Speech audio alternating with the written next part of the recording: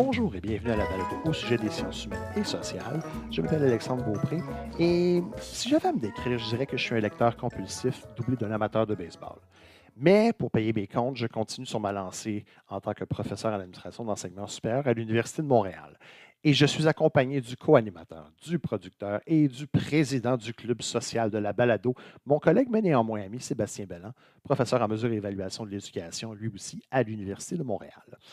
Aujourd'hui, on va parler de la science-fiction comme un miroir de la société et de la politique. Et c'est rare que j'annonce le sujet d'emblée, mais je me suis rendu compte en essayant de préparer mon intro que j'allais probablement me perdre et probablement vous perdre si je ne l'annonçais pas au départ pour que vous ayez une idée d'où je voulais m'en aller.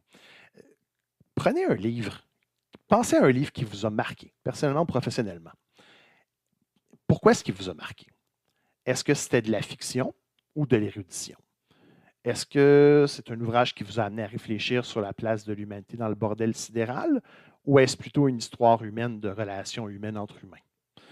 Peut-être était-ce une aventure épique mettant aux prises le bien contre le mal ou, dernière spéculation de ma part, avez-vous plutôt été chamboulé par une histoire de cheminement personnel? Ou encore, et là pour de vrai c'est la dernière, est-ce plutôt un bouquin d'érudition qui vous a ouvert à la fois les yeux et l'esprit? Si vous avez pris 3 secondes pour y penser, vous êtes probablement comme moi et vous êtes incapable de réduire la liste à un seul ouvrage. Personnellement, le mieux que je puisse faire, c'est un top 3. Dune, Fondation et Siddhartha, suivi de près par Les Rois maudits et Politics of Collegiality, un bouquin d'érudition. Bref, les deux premiers sont de la science-fiction pure et dure, Dune et Fondation. Oui, il y a l'aspect futuriste de gadgets, de conquête et, dans le cas de Dune, plusieurs cycles de voyage du héros. Mais ce qui est fascinant avec ces deux séries de science-fiction, c'est l'omniprésence de deux mêmes aspects, la politique et la nature humaine. Maintenant, vous me direz que les deux sont indissociables. Essayons de laisser de côté le cynisme 30 secondes. Euh, la littérature, c'est plus qu'un simple, ça sert souvent plus qu'un simple but de divertissement. C'est aussi un médium privilégié pour explorer des idées, des gens et les sociétés. Venez me dire que 1984 n'est pas un avertissement lancé à une société à l'aube de la guerre froide ou que la Divine Comédie n'est pas une critique acérée pour l'époque, de la société dans laquelle vivait Dante.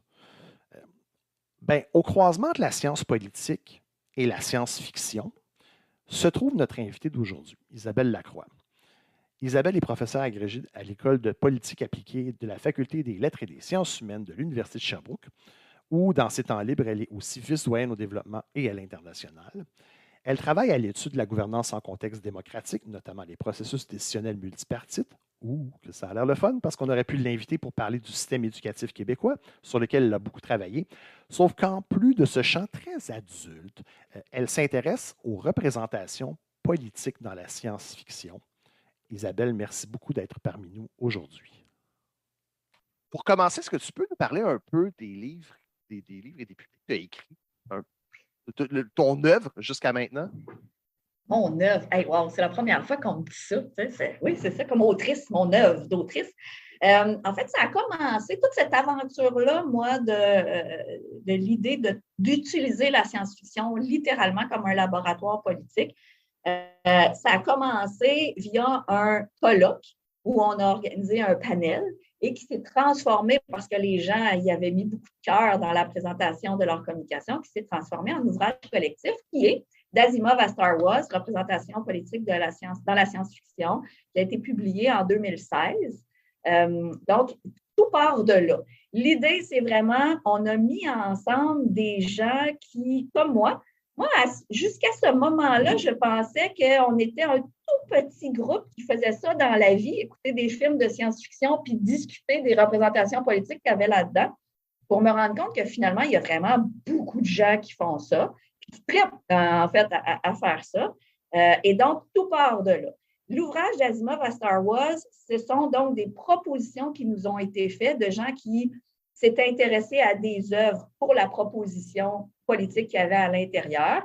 Et donc, il n'y a pas d'unité en termes d'œuvres étudiées. C'est vraiment les collègues de toutes disciplines confondues. Il y a plusieurs politologues dans ce premier ouvrage-là, mais pas que, qui nous ont fait ces propositions-là. Donc, ça part de là. Et là, il y a eu autour de moi un engouement pour aborder de cette façon-là la politique. Soit des politologues qui disaient « Hey, c'est le fun, j'ai envie moi aussi de faire ça », ou soit des gens de toute autre discipline qui me disaient « Colin, je peux-tu jaser de politique avec toi, mais en parlant de Star Trek, parce que c'est comme plus le fun plutôt que de parler de Lego et compagnie. » Et donc, pour ces gens-là, c'était plus facile, entre guillemets, plus ludique d'en parler. Fait que c'est comme ça, tout part. Donc, d'Asimov à Star Wars, là, c'est vraiment un éveil au fait qu'il y avait plusieurs personnes qui s'intéressaient à ça. Le deuxième ouvrage, qui est Les enseignements de Dune, qui là est aussi un ouvrage collectif, mais qui est centré sur une œuvre littéraire importante. Là, ça vient dans cette gang-là, au départ, d'Asimov à Star Wars, j'ai 2 ingénieurs qui me reviennent après et qui me disent « Il faut absolument traiter de Dune ». En plus, on se dit, Denis Villeneuve refait ça au cinéma, il va avoir un petit hype autour de Dune, on peut-tu faire quelque chose?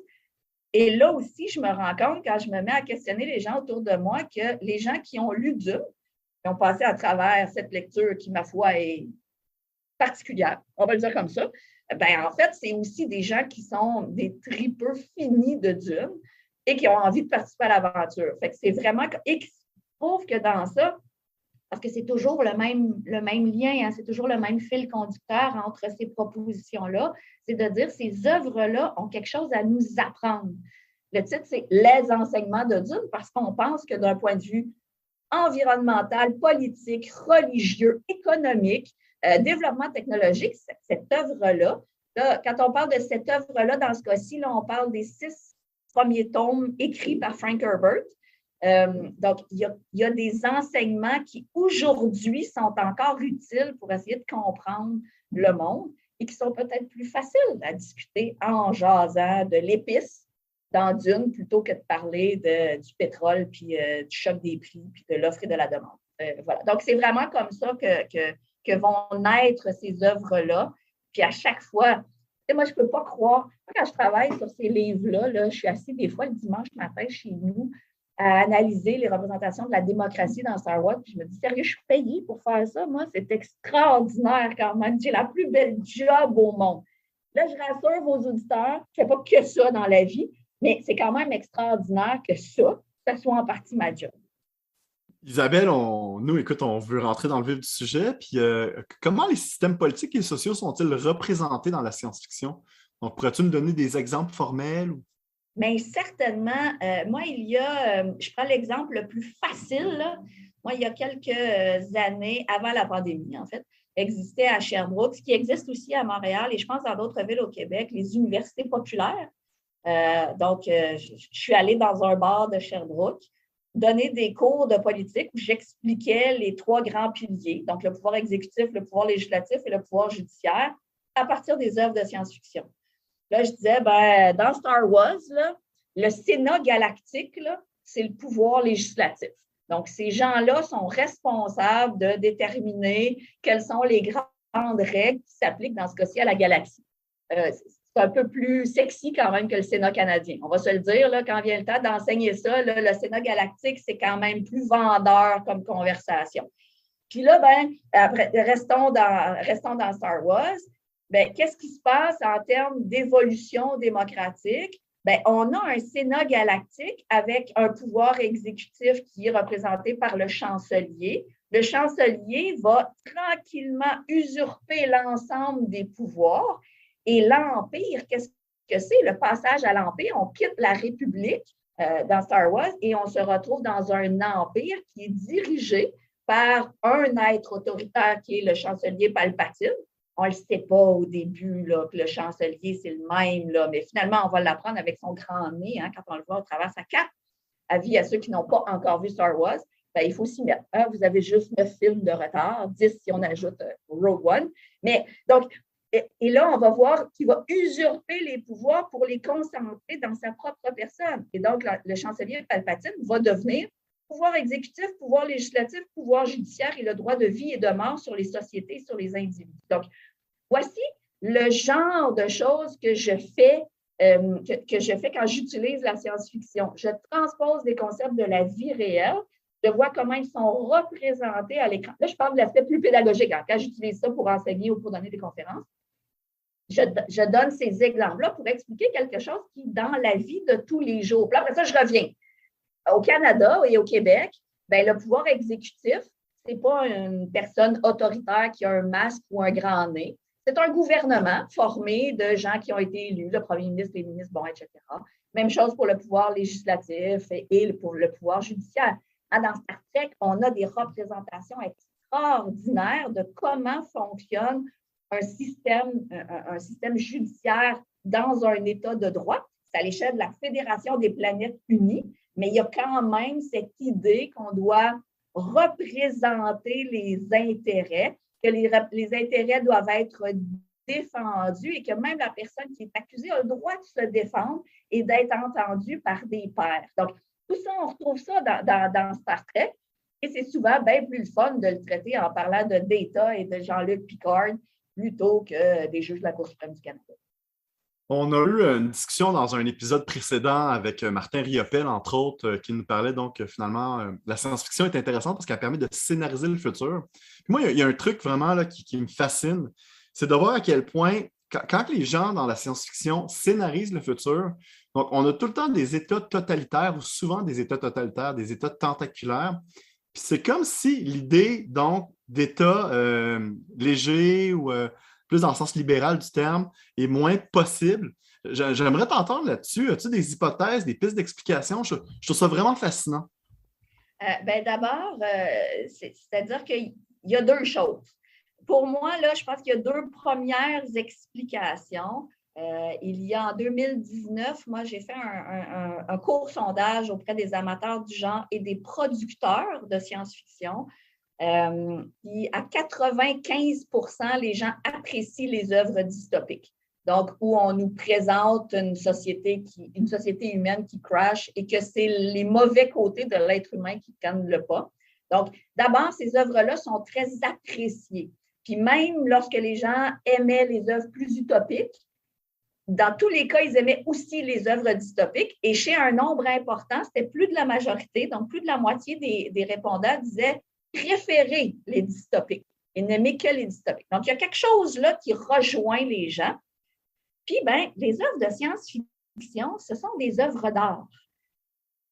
Entre vous et moi, quand on regarde l'histoire de la musique, mettons là, pour On va s'aimer encore de Vincent Vallière, on a 70 Ne me quitte pas là. T'sais, il y a quelque chose aussi de très émotif, de très facile à susciter une émotion quand on s'alimente des craintes des gens. Là, je parle de la politique, des douleurs et des craintes. Donc, je pense que les auteurs ont une facilité à représenter ce dérapage démocratique-là vers un État totalitaire. Et évidemment, ça permet aussi, là, si on reste dans la science-fiction très occidentale, là, nord-américaine et européenne, ça permet aussi ces États totalitaires-là de valoriser l'individu valeureux, celui qui va aller à l'encontre de l'État, qui va braver ce pouvoir-là obscur et qui va faire rayonner les bonnes valeurs humanistes, entre guillemets. Mais il y a vraiment quelque chose de très populaire dans la dystopie.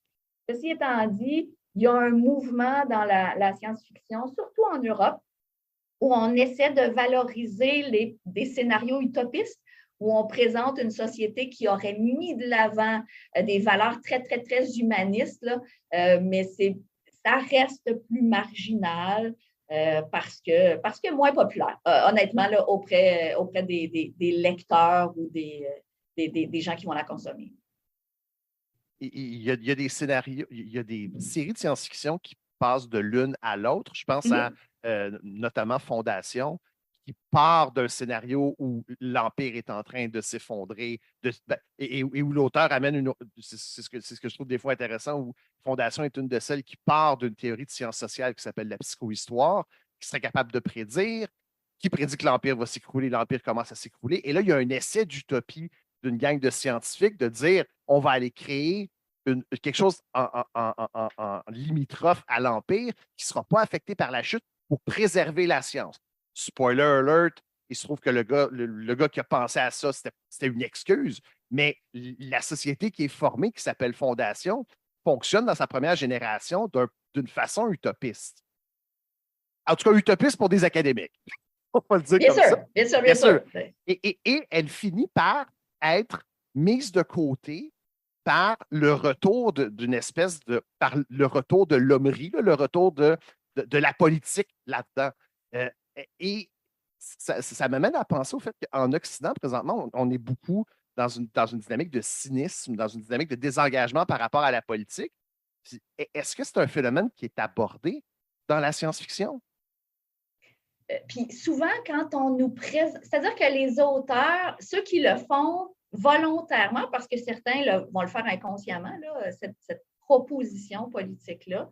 Mais tu sais, je pense à George Lucas, par exemple, qui est, tu sais, Star Wars, politiquement, c'est un long avertissement en disant la démocratie, c'est fragile, puis il faut faire attention. Et puis ça peut déraper rapidement. Bon, il y a aussi qu'il y a des chevaliers Jedi, puis des sabres laser, puis des vaisseaux. Il y a aussi ça. Mais là, la politologue en moi dit qu'il y a surtout des représentations de la fragilité démocratique. Mais George Lucas ne s'en cachait pas, il le disait. Ça fait partie. Moi, je vous donne ça comme un avertissement, là. Je pense qu'il y a cette volonté chez plusieurs auteurs de montrer ce que ça peut être pour essayer de nous inciter à ce que ça ne soit pas ça. Donc, il y a quelque chose d'assez moralisateur dans ces œuvres-là. Mais il y a aussi un réalisme très, très, très académique de dire l'être humain étant ce qu'il est, on a beau rêver, il va toujours rester ce qu'il est. Puis il va essayer d'évoluer, mais le naturel revient toujours au galop. Et il y a cette croyance-là qui est représentée largement dans les œuvres populaires. Frank Herbert, en entrevue, disait le plus grand malheur de l'être humain. À cette époque-là, il devait dire de l'homme avec un grand H, là, mais vous me permettrez, moi, d'utiliser les personnes humaines. Le plus grand malheur des hommes et des femmes, c'est que leur réflexe naturel, c'est d'espérer qu'il y a une personne qui gère la société à notre place, mais dans le sens de nos intérêts. Puis, quand on regarde le développement de l'humanité, là, c'est tentant. C'est tentant de se dire, ouais, mais cette personne-là, elle a des bonnes valeurs, fait qu'elle va bien nous gérer ça. Je m'enlève cette préoccupation-là de la tête. Ce qui va à l'encontre du principe fondamental de la démocratie. Là. Tu ne peux pas faire ça en démocratie. Si tu donnes ton pouvoir à quelqu'un d'autre, ce ne sera plus démocratique. Et chez les auteurs de science-fiction, c'est beaucoup ça qu'on nous met à l'écran. Tout à l'heure, tu disais, on projette et on scénarise le futur. En fait, oui puis non. T'sais. On projette ce qu'on est, mais on l'habille d'une espèce de futur. Fait que oui, on parle du futur ou alors d'un passé a long, long time ago, mais on se projette autrement, mais on projette juste ce qu'on a comme lecture de ce qu'on est essentiellement. Est-ce que quand Frank Herbert place l'empereur Dieu, il lui fait dire que son golden path, là, c'est de dire les humains n'arrêtent pas de vouloir la paix et la sécurité et le calme, mais agissent de façon violente et c'est ça. Fait que je vais leur donner la paix et le calme qu'ils veulent. On va voir s'ils aiment vraiment ça. Et ça finit, bon, c'est sûr qu'après ça, il veut protéger avec le tout. Mais un de ses arguments à son majordome, c'est de dire pourquoi tu fais ça? C'est de dire c'est ce que les humains disent qu'ils veulent. Je leur donne la paix, je leur donne la sécurité, je leur donne tout ce qu'ils veulent. Là. La loi et l'ordre, là, pourquoi est-ce que ça devient populaire de façon régulière dans l'histoire de l'humanité? C'est parce que c'est rassurant. Parce que quelqu'un nous promet la paix et l'ordre, là. Mais qui serait contre ça? Je veux dire, objectivement, quand tu me promets juste ça, mais tout le monde est pour, là. Il n'y a personne qui se dit « Ah non, moi, je préfère la guerre et le désordre. » Là. Personne. En même temps, il y a un coût à ça.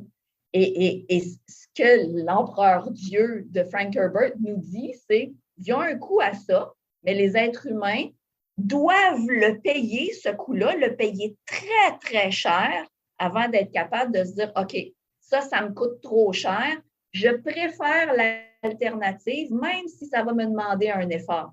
C'est ça la grande leçon de Frank Herbert.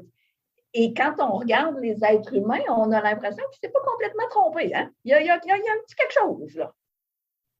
Et je vais juste finir là-dessus avant de laisser la parole à Sam, mais il y a dans tout ce truc-là, je lisais The Three Body Problem, qui est une série récente qui est vraiment qui ouvre d'autres questions existentielles, mais il y a chez les auteurs de science-fiction, dans les avertissements qu'ils donnent, et tu me diras si je me trompe, mais un avertissement aussi contre le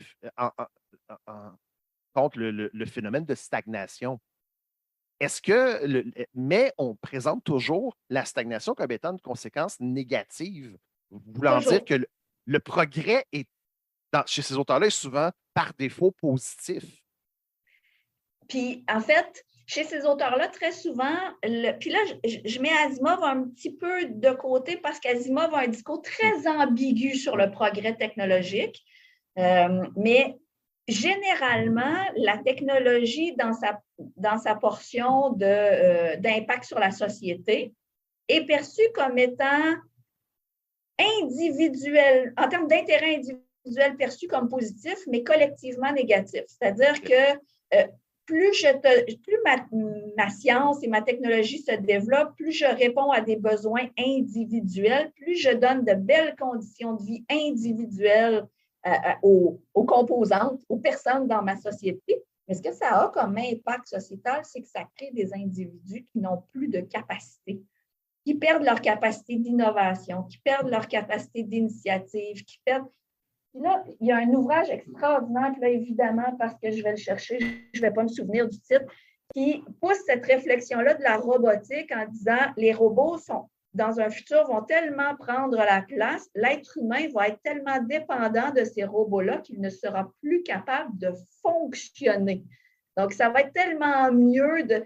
Puis là, aussi, comment je dirais, fonctionner là, tellement de base du type avoir des interactions avec un autre humain qui est par définition imprévisible, si on le compare avec un robot, bien même ça va être trop exigeant pour moi comme être humain parce que je ne serai pas capable d'anticiper exactement ce que l'autre personne va faire, fait que je vais préférer passer par mon robot qui, lui, je sais comment il va réagir à tout ce que je vais lui proposer, dire, faire.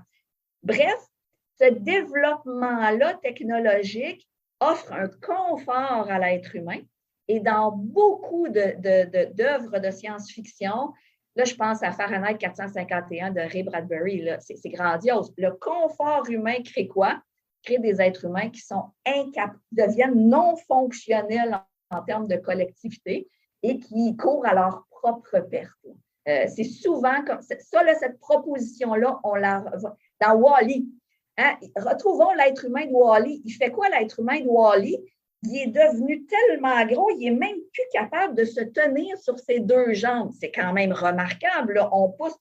Wall-E, pour ceux qui ne l'ont pas vu, ce film extraordinaire. Si vous voulez une métaphore sur la surconsommation, c'est la plus belle. Puis en plus, à la fin, c'est positif, on est content, on se couche puis on est heureux. Mais c'est ça. Les êtres humains sont même plus capables de se tenir debout. C'est extraordinaire quand même. La technologie les a rendus hyper confortables. Donc, cette proposition-là, elle est là. Et donc, je pense que c'est la crainte la plus fondamentale face à la technologie, c'est de dire cette technologie-là va nous déshumaniser, pas dans le sens qu'elle va faire de nous des robots, mais elle va faire de nous des gens incapables de faire plein d'affaires qu'on n'est pas capable de faire présentement.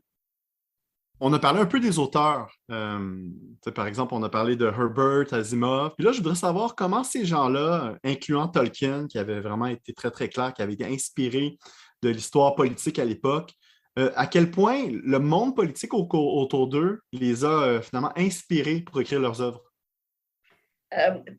Pour certains, c'est affirmé. Hein? Frank Herbert le disait, là, ce qui l'interpellait dans la Californie de l'époque où il écrit ses romans. Et dans certains cas, on ne va pas voir de référence explicite par les auteurs. Pour certains, moi, dans les enseignements de Dune, j'ai écrit le chapitre qui porte sur la représentation des femmes.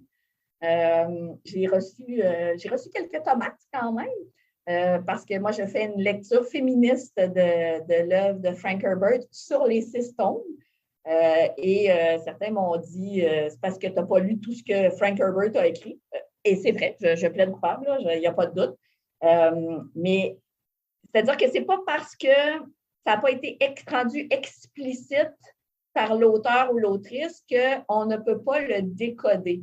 Dans Frank Herbert, puis là, encore une fois, spoiler alert, là, dans le 6e roman, les 2 grandes maisons, les 2 grandes institutions qui s'affrontent, ce sont 2 institutions qui sont en totalité et uniquement composées de femmes. Il y a encore des hommes dans le décor qui sont très, très, très puissants, il n'y a pas de doute là. Mais le salut de l'humanité à l'échelle de la galaxie à ce moment-là, là, repose sur une guerre entre 2 institutions purement féminines. Et repose sur la guerre entre 2. Chaque institution, les Bene Gesserit et les honoraires de matrice, incarne une valeur ou une perception qu'on a de la femme.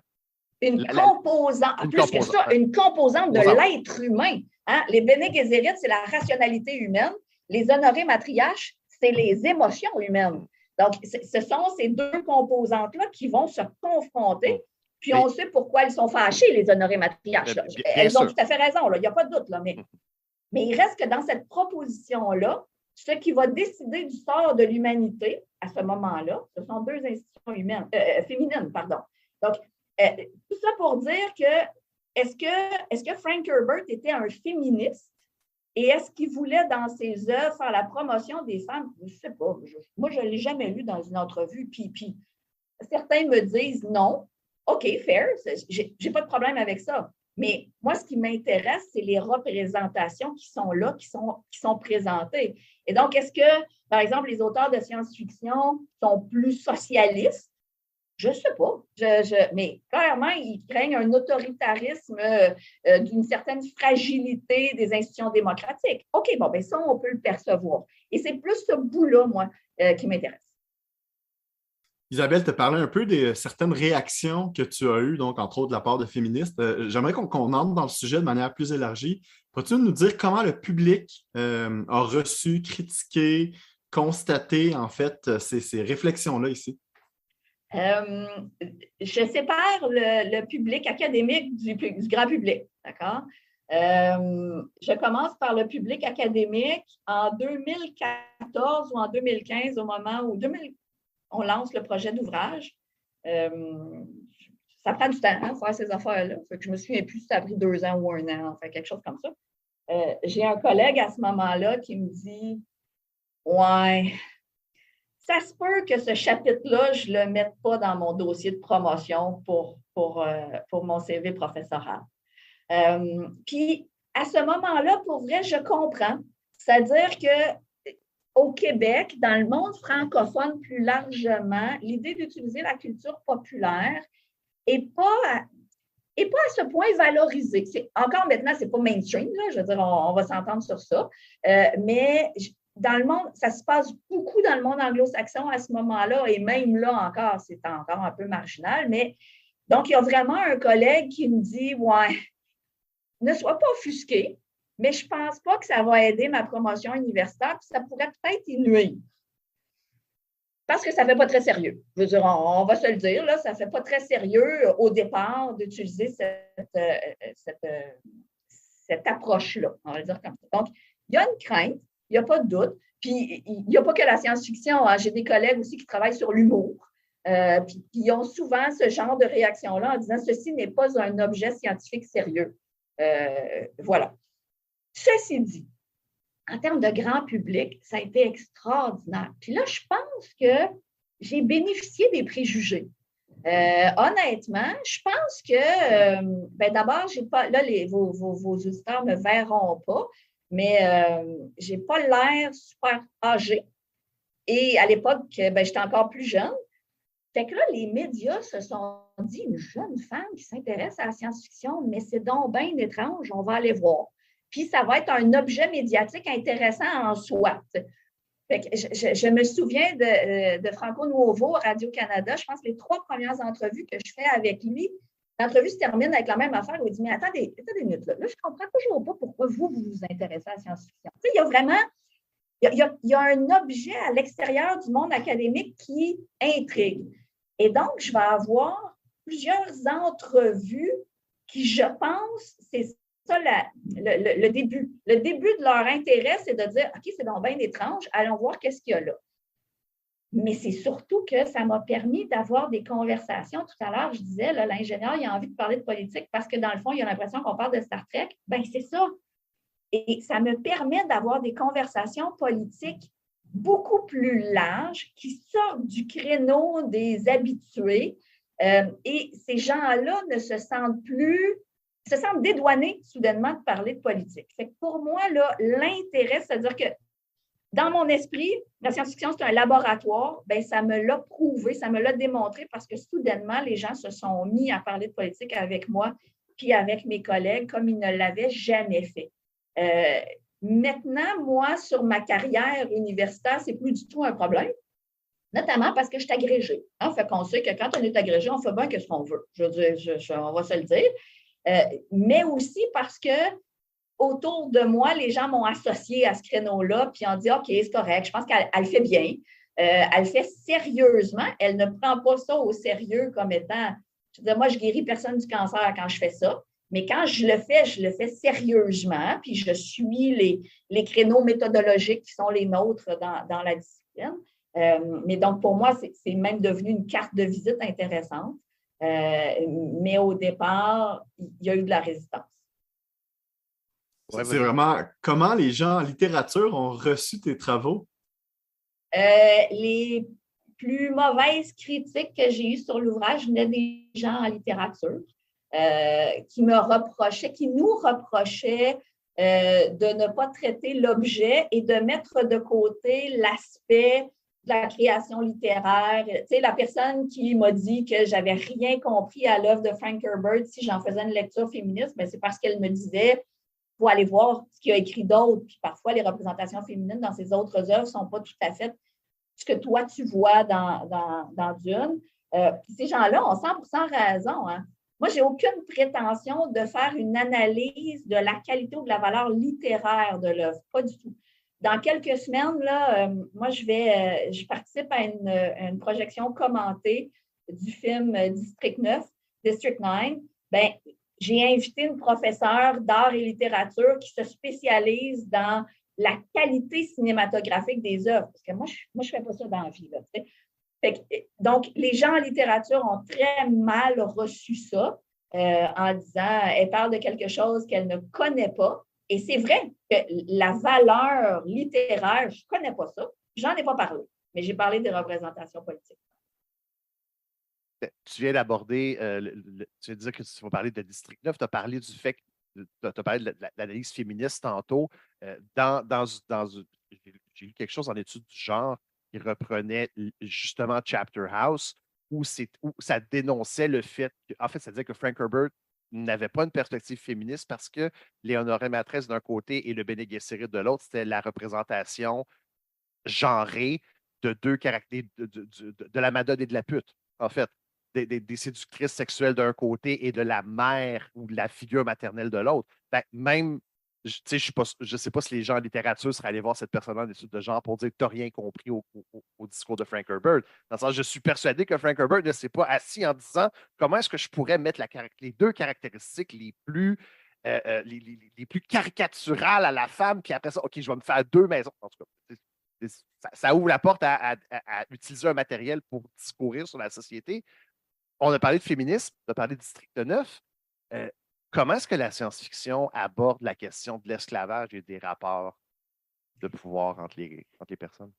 Mais ça transcende les œuvres. Puis là, il y en a vraiment plusieurs qui vont aborder la question de l'intolérance face à la différence et de cette intolérance-là qui se traduit par un pouvoir exercé sur une communauté différente. District 9, c'est ça. District 9, qui est un film de 2009, ce n'est pas le dernier film qui vient de sortir, et pourtant, c'est une représentation avouée de l'apartheid sud-africaine, mais ça va au-delà de ça. C'est-à-dire que ces réfugiés extraterrestres-là hein, parce que c'est de ça dont il s'agit, un vaisseau extraterrestre qui s'est crashé sur la planète Terre puis qui ne peut plus repartir parce qu'il n'y a pas sur la planète Terre les bons matériaux pour réparer le vaisseau, se retrouve à être mis en camp de réfugiés. Camp de réfugiés géré par les Nations unies du futur, qui sont devenus une belle business, là, quelque chose de pas chic pantoute. Mais donc, ce qu'on va montrer, puis en plus, hein, c'est tourné. Là, je fais un commentaire cinématographique, mais pas pour en expliquer la valeur, mais pour en expliquer l'inconfort qu'on a quand on écoute ce film-là. C'est tourné un peu comme un documentaire, en fait. Tu as l'impression que c'est vrai, cette affaire-là. Le malaise du début à la fin. D'ailleurs, je ne sais pas pourquoi j'ai proposé ça pour dans quelques semaines, parce qu'il va falloir que je le réécoute, puis je vais encore comme avoir honte d'être un être humain là, au moment où je vais écouter ce film-là. Mais c'est l'idée de l'esclavagisme, il est généralement représenté dans la science-fiction comme le pouvoir d'un groupe d'humains sur un autre groupe d'humains. Même quand c'est par exemple, District 9, là, ce sont des extraterrestres qui n'ont rien d'humain. Donc, physiquement, ils ne ressemblent pas du tout à des êtres humains. Mais en fait, ce qu'on met de l'avant, c'est la différence qui justifie l'exploitation. Et même quand on le représente comme très proche en termes de différence, puis là, je pense à Blade Runner. Qu'est-ce que c'est Blade Runner? Ce sont des œuvres qui présentent la capacité humaine de mettre en esclavagisme une portion de leur population. Oui, ce sont des robots, mais quand on les regarde, on n'est pas capable de les distinguer si c'est un robot ou un être humain. Là, je fais le lien avec le féminisme dont on parlait tout à l'heure parce que moi, quand je suis sortie de Blade Runner, j'ai dit c'est remarquable parce que surtout le plus récent, 2049, Blade Runner 2049, représente toutes les formes d'esclavagisme que l'être humain a pu avoir la créativité de créer, hein, c'est ça.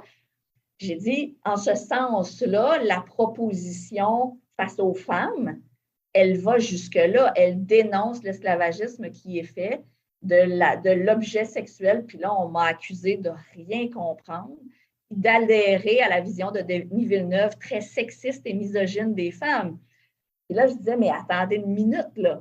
Quand Denis Villeneuve, à l'écran, spoiler alert, superpose deux femmes, hein, sa femme qui n'a pas de corps parce que c'est une projection holographique, le superpose sur une prostituée robotique, puis qu'en fait, ce qu'il nous dit, c'est une ou l'autre, ça fait la même affaire. Je dis, j'en parle, j'ai le poil qui me dresse là, en disant, mais quelle belle représentation de jusqu'où on peut pousser la logique de l'objet sexuel. Tu sais. Quand il nous présente une femme, l'holographie d'une femme très, très peu vêtue qui doit faire 30 mètres de haut, bien là, hein, je veux dire, on pousse l'objet sexuel assez intensément loin. Tu sais. Bref, cette idée d'une lecture confrontante, pour moi, c'est le beau de ce laboratoire-là. C'est-à-dire que quand ma collègue me dénonce comme étant une adepte de la vision misogyne de Villeneuve, que ça prend juste une autre universitaire là, pour venir dire ça à une universitaire, les autres n'auraient jamais osé, vous comprenez? Bien, je me dis, quelle belle conversation, là. Puis ça, c'est grâce à Denis Villeneuve, puis c'est grâce à Blade Runner qu'elle et moi, on a cette conversation-là. T'sais. Puis c'est ça qui est trippant. Mais là, je pense que j'ai complètement détourné votre question, mais c'est juste que je me suis emportée sur les représentations, mais c'est vraiment ça l'idée, là.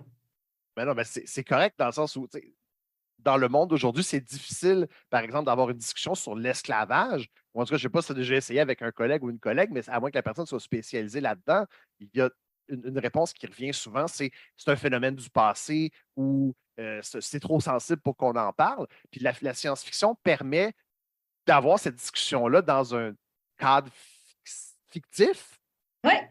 Mais en même temps, puis c'est vrai que District 9, puis en plus, je pense, si je me souviens bien, que le camp de réfugiés est en Afrique du Sud. Donc, ouais. Et Johnson nous avait promis de revenir dans 3 ans. Il n'y a jamais eu de suite et ça j'ai encore de la misère avec ça. Mais bon, ça, c'est mon problème personnel avec la science-fiction. Mais, mais c'est ça, c'est que ça permet ça. Puis je ne suis pas étonné de t'entendre dire que des fois, ça crée des remous chez des gens qui l'ont lu peut-être autrement parce que c'est ça devient difficile. Ça permet d'aborder des sujets qui sont difficiles. On parle d'esclavage, de féminisme. Est-ce qu'il y a d'autres sujets qui sont difficiles à aborder aujourd'hui dans les questions politiques que tu as vues mobilisés ou utilisés dans la littérature? La radicalisation, le phénomène de radicalisation.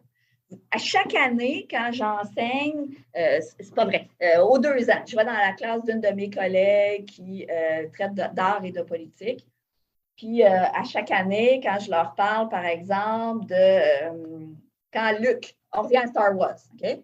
Quand Luke est approché par Obi-Wan Kenobi, rentre chez lui, voit ses parents adoptifs qui ont été brûlés littéralement par l'Empire et qu'il s'embarque dans une quête avec les rebelles, ben, je ne sais pas vous, mais moi, c'est un phénomène de radicalisation, ça.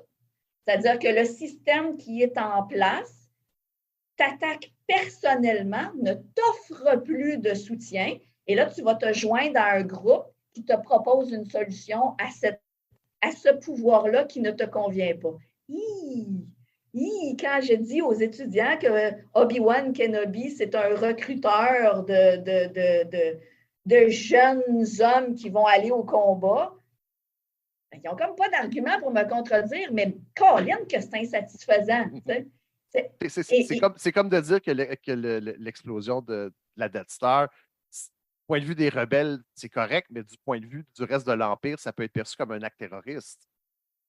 Ben oui. Wow! Okay. Mais bien sûr, puis moi, sur Star Wars, je vais plus loin que ça avec eux en disant les rebelles, là, sont bien fins, là.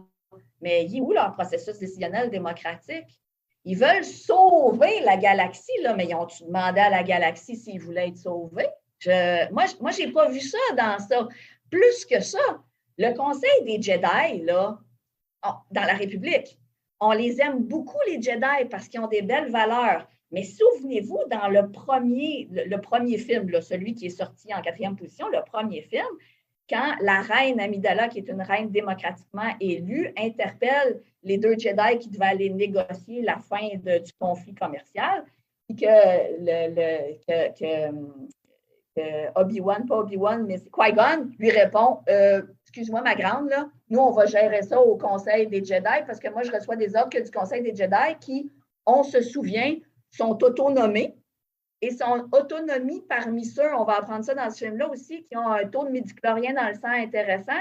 Et là, c'est vraiment ça qu'on veut comme république. Donc là, soudainement, la république est comme moins cute. T'sais, on l'aime un peu moins quand même parce que visiblement, son pouvoir coercitif échappe complètement au pouvoir démocratique. Là, d'un côté, il y a le Sénat galactique qui fait des sparages, mais c'est les Jedi qui gèrent, là. Ils sont autonomés pour leur taux de midi-chlorien. Voici une conversation quand on parle de Star Wars qui est tout à fait possible. Moi, je peux parler du fait qu'il y a des gens qui usurpent le pouvoir malgré le fait qu'ils ont de belles valeurs et que démocratiquement, c'est tout aussi problématique. Alors que si je le faisais en questionnant des acteurs politiques réels, bien, cette gang-là, la gang qui sont des militants ou qui sont me dirait « Ah là, c'est parce que tu n'es pas de ce parti-là ou c'est parce que tu es d'une autre idéologie. » Donc, ça facilite la conversation, même si ce n'est pas des conversations agréables. Parce que Yoda, là, on n'a pas envie de le voir comme un être autoritaire parce qu'il est tellement fin. Mais c'est ça, c'est pas ça la question. En démocratie, la question, c'est pas il est-tu gentil ou pas, c'est on a-tu un pouvoir, est-ce que la population a un pouvoir sur lui? La force est de constater que le Conseil des Jedi, zéro. Ceci dit, je veux vous rassurer, j'ai mon sabre laser de Luke à la maison. Donc, moi, je les aime quand même, les Chevaliers Jedi, il n'y a pas de doute. Là.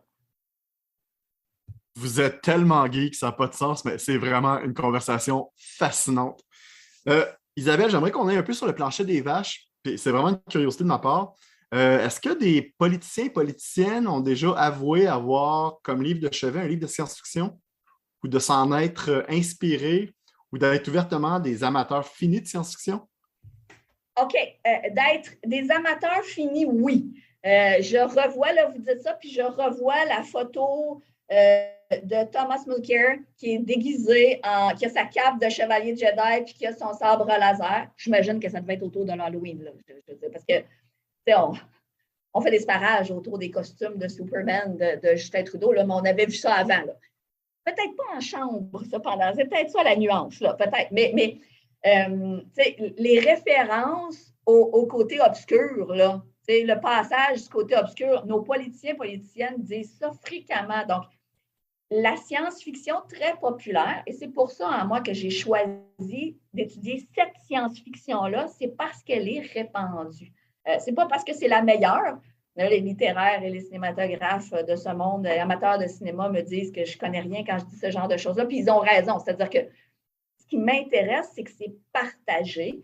Et oui, les références à l'utopisme et à l'humanisme de Star Trek, on voit ça fréquemment, là. Nos politiciens utilisent ça.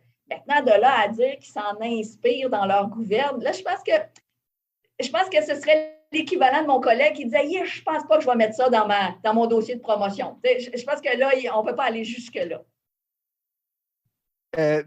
Sébastien, question, a raison, c'était devenu une discussion de geek, mais en même temps, je veux dire, oui, là, je pense que s'il y a quelque chose dans cette communauté-là de science-fiction, c'est que les gens finissent par s'assumer aussi.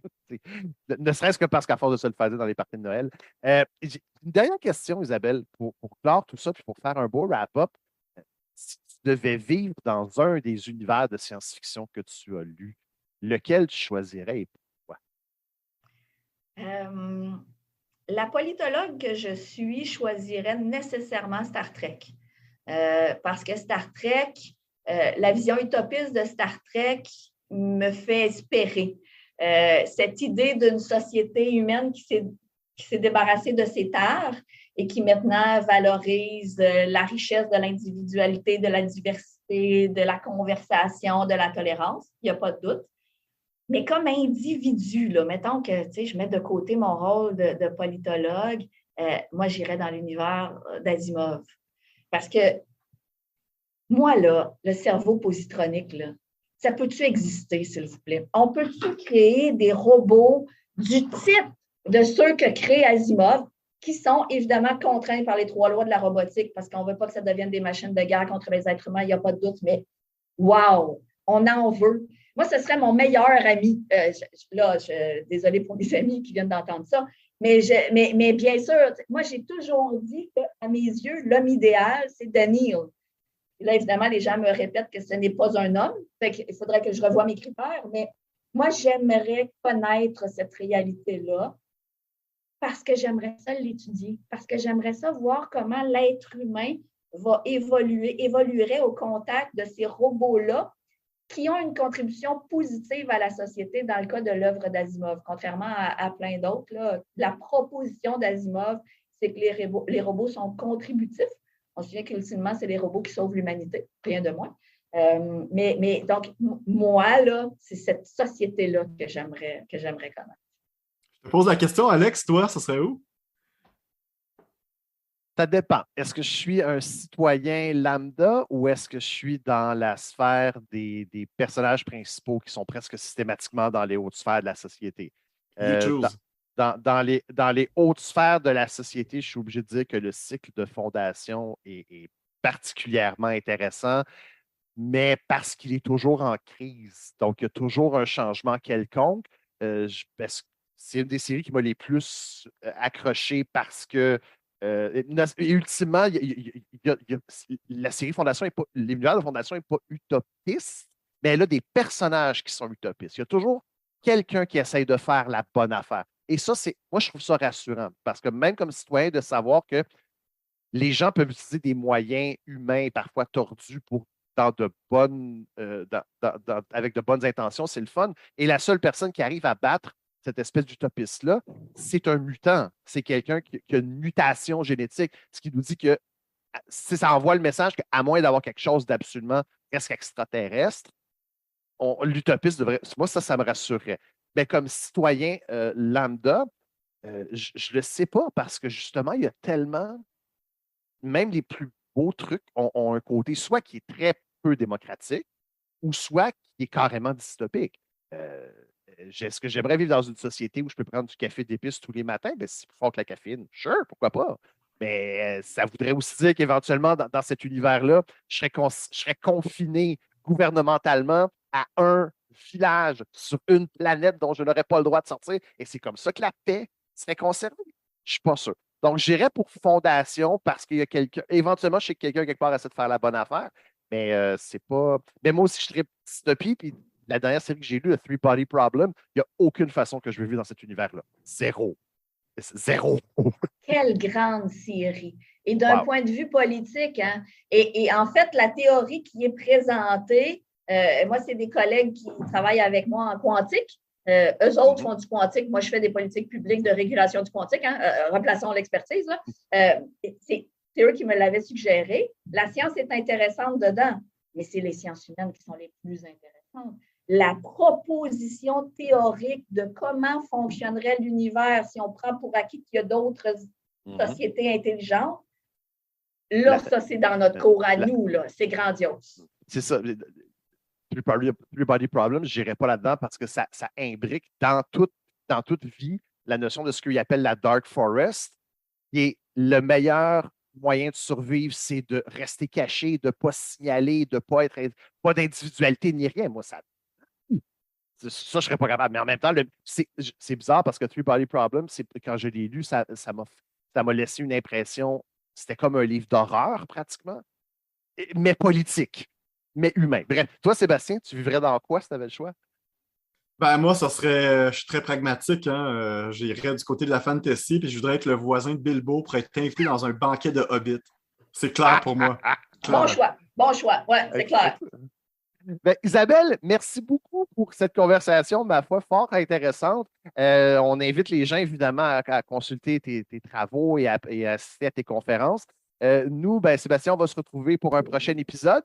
Et chers auditeurs, chères auditrices, on espère que vous allez passer un très bon moment d'ici la prochaine fois. Oh, Isabelle, oui?